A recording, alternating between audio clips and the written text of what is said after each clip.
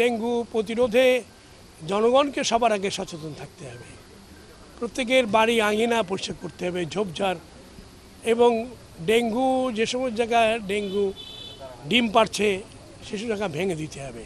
105 জন কর্মী আমরা এই সপ্তাহে নামবে প্রত্যেকটি ওয়ার্ডে, যারা লার্ভিসাইড নিয়ে ড্রেনে এবং বিভিন্ন জায়গায় তারা দিবে মশা মারার জন্য। এবং এটিও একটা ক্র্যাশ প্রোগ্রামের মতো, সেই কাজও আমরা করছি।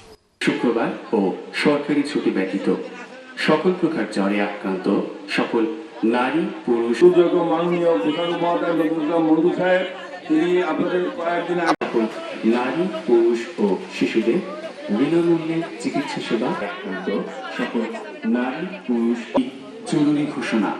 খুলনা সিটি কর্পোরেশনের বিভিন্ন এলাকায় গঠন করেছে। এখানে বিনামূল্যে চিকিৎসা হবে, ডেঙ্গু পরীক্ষা হবে, বিনামূল্যে চিকিৎসা সেবা প্রদান করা হবে।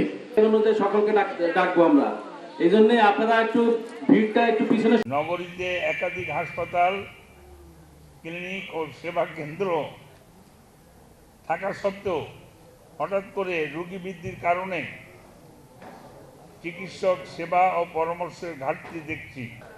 পাশাপাশি দৈনিক উপার্জনকারী স্বল্প আয়ের নাগরিকদের নিত্য প্রয়োজনীয় খাদ্যদ্রব্যের সংস্থানও দূর হয়ে পড়েছে।